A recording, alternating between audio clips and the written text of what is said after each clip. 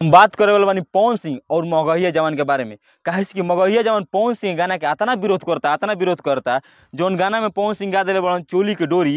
तो पवन सिंह चोली के डोरी खोले के नहीं कहत, चोरी के डोरी हमार दिल लेके चल गई। तो मगहिया जवान से अतना कहतनी कि पवन सिंह जब तू तारीफ करत रह गाना आवे से पहले कितना तारीफ कइलन कि पवन सिंह गाना 10 करोड़ के गाड़ी में घूमत रहन, पूरा तारीफ कइल, सब चीज कइल। लेकिन जब पवन सिंह के गाना आइल तो तारा कहाँ से ओकरा में अश्लीलता लाग गइल। अब मगहिया जवान के हम बतावल चाहतनी कि देख मगहिया जवान इहो इल्जाम लगैले रहन कि पवन सिंह भाड़ा पर गाड़ी लेले रहन, जौन रोल्स रॉयल लेले बड़न उ भाड़ा पर लेके आइल बड़न।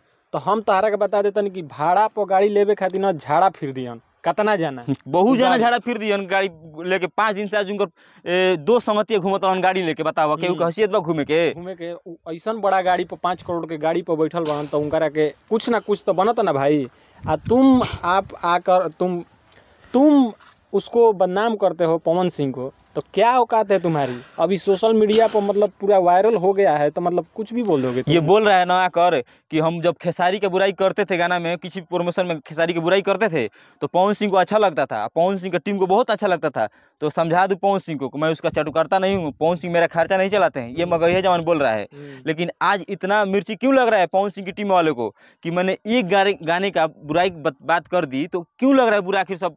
तो बुरा कहाँ लगे के चाहिए भाई, पवन सिंह पावर स्टार है भाई, उसका बर्थडे है। कोई भी सोचता है ना कि हम सेलिब्रेट करें अपना बर्थडे, एकदम खुशहाल मनाए, एकदम यादगार हो जाए।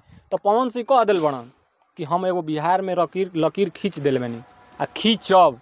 आ मगहियो जवान से हम कहतनी कि पवन सिंह के देखो, पवन सिंह के फैन बहुत बड़न, मतलब कि छोटा मोटा बड़ा सब लेके तारा के बक्सियन ना कौनो मन चलो उनका खिलाफ बोलबा तो तारा के रेलिए दी। अरे असली चटुकारता तो मगहिया जवान बा साला, कब हेकर तारीफ करी तो कब हेकर तारीफ करी तब हेकर बुराई। आ मेन गलती एमे पवन सिंह के बा, जौन ओकरा के बोला के सम्मानित कर देलन पवन भैया, बहुत ओकरा के ना करे के रहे। आज तहरे पलात मारता नु अट के पट न्यूज बनावता। आ इहो चैलेंज देता पवन सिंह कि अगर मेरे बारे में कुछ भी टिप्पणी होगा उधर से तो मैं पवन सिंह इलेक्शन आने वाला है, मैं इतना अंडर न्यूज बनाऊंगा ना, इतना खराब न्यूज बनाऊंगा पवन सिंह की इमेज पूरा खराब हो जाएगा। हम कहाँ कोई कहता कि तू न्यूज मत बनाव, तू वीडियो मत बनाव, आ ये अश्लीलता पर प्रचार एथू मत कर, तू अश्लीलता के खिलाफ रह। लेकिन पवन खेसारी के छोड़ के, काहे से कि पवन खेसारी एगो बड़ा हस्ती बड़न, उनकरा कहबा ना तो बहुत आदमी गुस्सा होई ना भैया। ई कोनो गाना केहू गायक के आवत गाना नु कोनो गायक के तो ई ओकरा में अंगुरी करही के बा, कतनो बढ़िया रही गाना। ओई पवन सिंह गाना खराब बा, एक तो भाई लकीर तो सही में खींच देले बा, सोनी लियोन के जब आके नचवा देले बा, भले कोनो एक्ट्रेस हो कोई को होखू, लेकिन ओकरा के नचवैले बा तो लकीरे खींचल काहे। काहे कि 5 करोड़ में गाना बनल बा। आज तक पता लगा लिह तू कोनो गायक नहीं खस बनले हिंदी के लेके कहूँ साउथ उतले 5 करोड़ के केहू के गाना नहीं के बनल।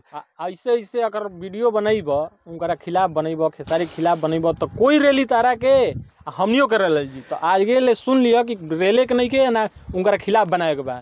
तो जय हिंद जय